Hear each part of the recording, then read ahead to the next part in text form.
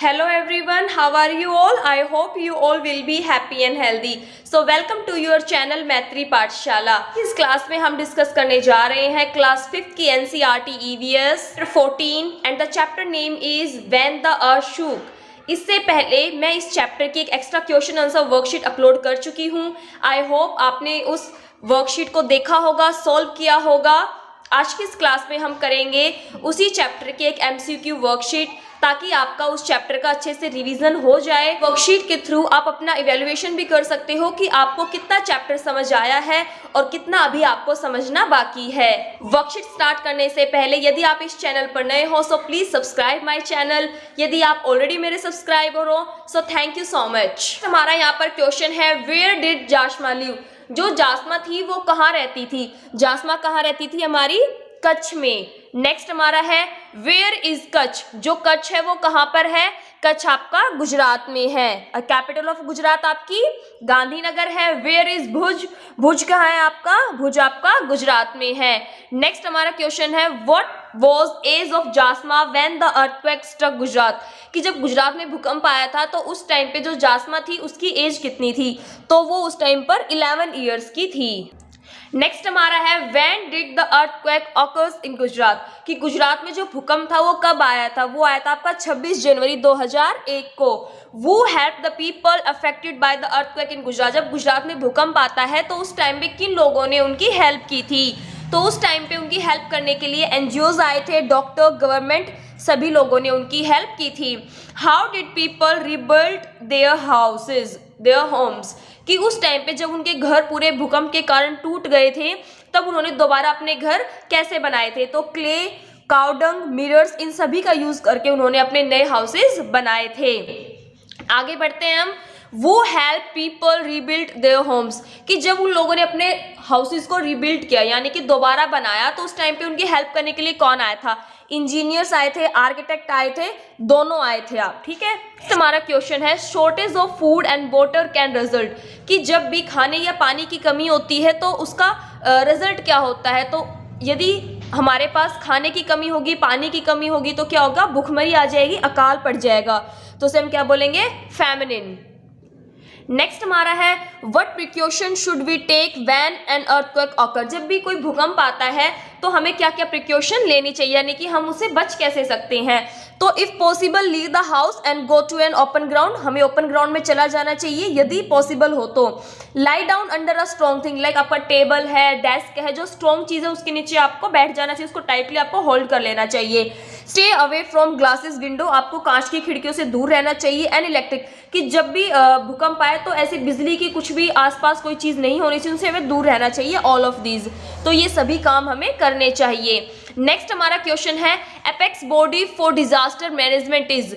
कि जब भी देश में कहीं पर भी डिजास्टर होते हैं, यानी कि कोई भी नेचुरल डिजास्टर होता है, प्राकृतिक कोई आपदा होती है, लाइक आपका फ्लड आती है, आपके भूकंप आते हैं, सुनामी आती है, तो उस टाइम पे वो कौन लोग हैं जो पूरी चीज़ों को मैनेज करते हैं? जो भी सिचुएशन, जो भी हालात उस टाइम पे बिगड़े हुए हैं उनको संभालते हैं, लोगों तक फूड है, मेडिसिन है, मेडिकल फैसिलिटीज़ पहुंचाते हैं। तो उसके लिए कौन सी हमारी बॉडी काम करती है? तो उसके लिए काम करती है NDRF, national disaster response force. हमारा क्वेश्चन है, in which direction is Gujarat on the map of India. India के मैप पर जो गुजरात है उसकी डायरेक्शन कौन सी है? तो जो गुजरात है आपके इंडिया के मैप पर वो आपका वेस्ट में है, पश्चिम दिशा में है। पहले भी आपको एक वर्कशीट पे बताया था कि जो रिएक्टर स्केल है उसे किसने बनाया था? उसे बनाया था आपका चार्ल्स फ्रांसिस्को रिएक्टर ने और बेनो गुटेनबर्ग, दोनों ने मिलकर बनाया था। ये दोनों अमेरिकन सिस्मोलॉजिस्ट थे। 1935 में इसे बनाया गया था। Define the man made disaster, यानी कि जो ह्यूमन एक्टिविटीज के कारण जितने भी डिजास्टर होते हैं वो हमें बताना है। जैसे कि आपका फ्लड है वो नेचुरल डिजास्टर है, पोल्यूशन आपका मैन मेड है जो ह्यूमन एक्टिविटीज के कारण बढ़ता जा रहा है, वोल्केनिक इरप्शन है, और जो ड्रॉट है ये सभी नेचुरल डिजास्टर है।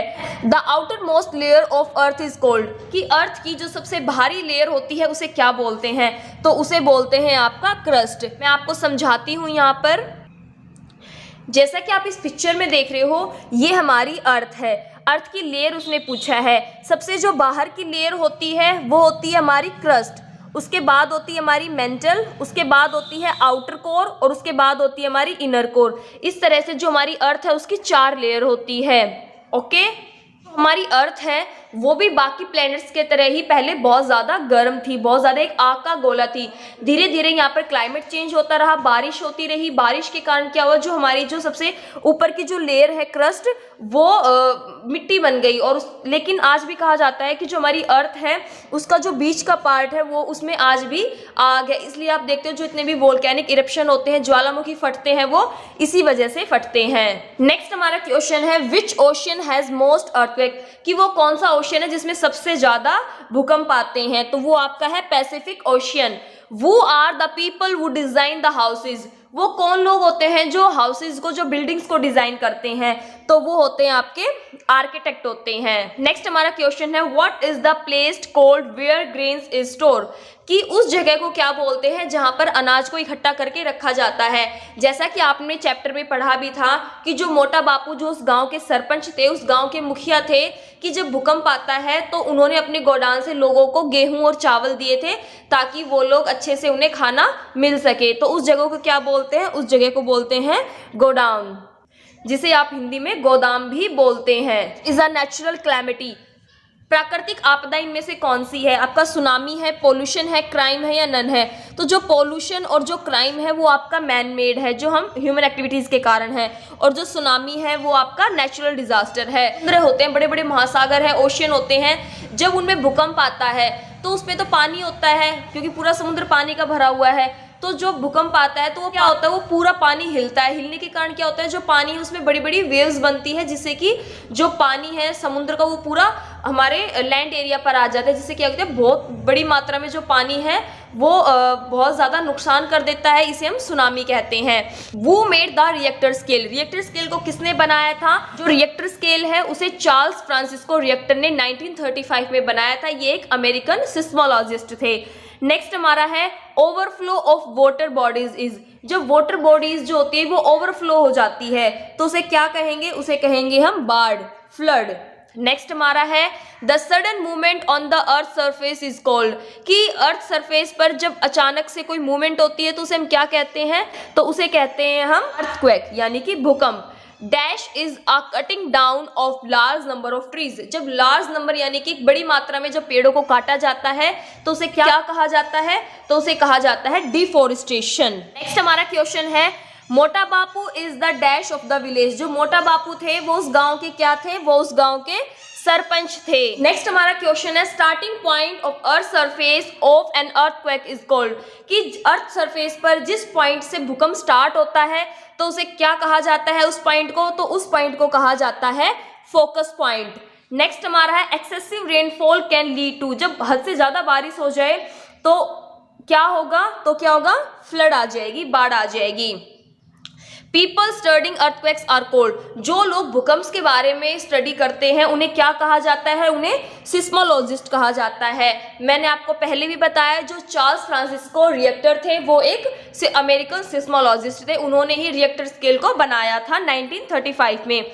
आगे बढ़ते हैं हम, how can we prepare for earthquake, कि इन फ्यूचर यदि भूकंप आता है तो उसके लिए हम पहले से तैयार कैसे रह सकते हैं। मेकिंग अर्थक्वेक प्रूफ हाउसेज, की हाँ भूकंप रोधी घर बनाकर हम भूकंप से होने वाले डैमेज से हम बच सकते हैं। करते हैं how do we know it's an earthquake, हमें कैसा पता चलेगा कि ये भूकंप है। क्या होगा, वाटर की कमी हो जाएगी, तेज हवाएं चलेगी, हैवी रेन होगी, या इट्स ग्राउंड स्टार्ट शेकिंग, जो धरती है वो हिलने लग जाएगी। कि जब धरती हिलने लग जाएगी तो आप समझ लेना कि भूकंप आ रहा है। नेक्स्ट पढ़ते हैं the liquid which comes out of a volcano is called, कि जब ज्वालामुखी से जो एक लावा एक लिक्विड निकलता है तो उसे क्या कहा जाता है, उसे हम लावा कहते हैं।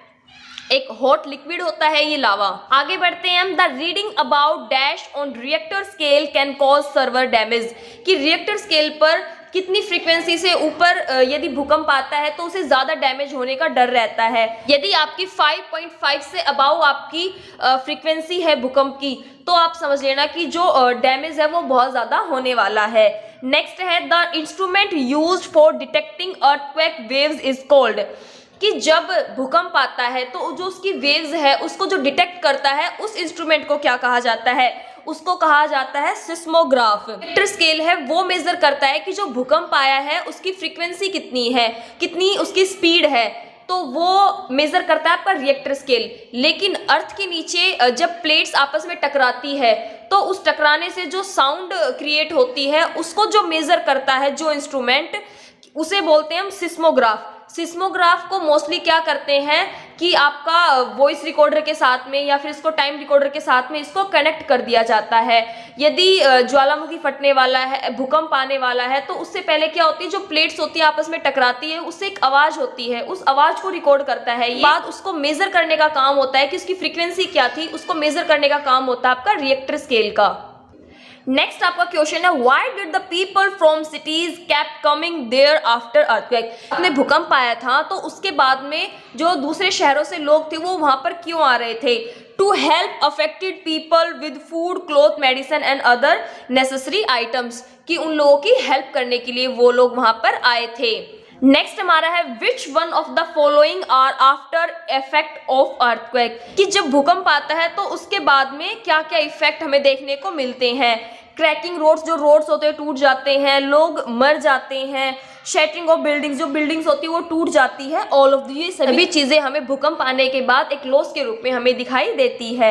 नेक्स्ट आपका है, what happened to people when the earthquake come, कि जब भूकंप आया तो वहां के लोगों ने कैसा बिहेव करना स्टार्ट कर दिया था। कोट पैनिक, कि जब वहां पर भूकंप आता है तो वो सभी लोग बहुत ज्यादा घबरा गए थे और इधर उधर भागने लगे थे हेल्प के लिए। आगे यहाँ पर मैं आपको थोड़ा रिएक्टर स्केल के बारे में बताती हूँ कि जब रिएक्टर स्केल क्या होता है, जब भूकंप आता है तो उसकी फ्रीक्वेंसी को मेजर करने के लिए जिस इंस्ट्रूमेंट का यूज किया जाता है उसे रिएक्टर स्केल बोलते हैं। रिएक्टर स्केल पर क्या होता है कि यदि आपका रिएक्टर स्केल पर जो आपकी जो फ्रीक्वेंसी है वो 5.5 से अबाव होती है तो उसमें बहुत ज़्यादा डैमेज होने के चांसेस होते हैं। यदि आपकी जो फ्रीक्वेंसी है वो आपकी 0, 1, 2 या 3 तक है तो आपको इतना महसूस नहीं होगा, आपको हल्का फुल्का महसूस होगा, किसी को होगा किसी को नहीं होगा। आपको न्यूज़ के थ्रू ही पता चलेगा कि भूकंप आया था। यदि थोड़ा 4 तक उसकी फ्रीक्वेंसी जाती है तो आपको महसूस होगा। लेकिन यदि वो 6, 7, 8 या 9 तक चला जाता है तो बहुत ज़्यादा चांसेस बढ़ जाते हैं कि बहुत ज़्यादा लॉस होने वाला है। जैसा कि आपको गुजरात में हुआ था, गुजरात में जो आपका भूकंप आया था उसकी जो फ्रीक्वेंसी थी वो आपकी 7.7 थी। एज अ रिजल्ट आपने चैप्टर में पढ़ा कि वहाँ पर बहुत ज़्यादा लॉस हुआ था। आई होप आपको ये वर्कशीट अच्छे से समझ आई होगी। आपको ये वर्कशीट कैसी लगी प्लीज़ आप मुझे कमेंट करके ज़रूर बताएं। आपको किसी और चैप्टर से रिलेटेड या किसी और सब्जेक्ट से रिलेटेड वर्कशीट चाहिए तो वो भी आप मुझे कमेंट करके बता सकते हैं। मैंने पूरी कोशिश की है कि चैप्टर के हर पोर्शन से मैंने मैक्सिमम क्वेश्चंस इसमें ऐड किए हैं ताकि आपका एक वर्कशीट से ही आपके पूरे चैप्टर का रिवीजन हो जाए। Thanks for watching, have a good day.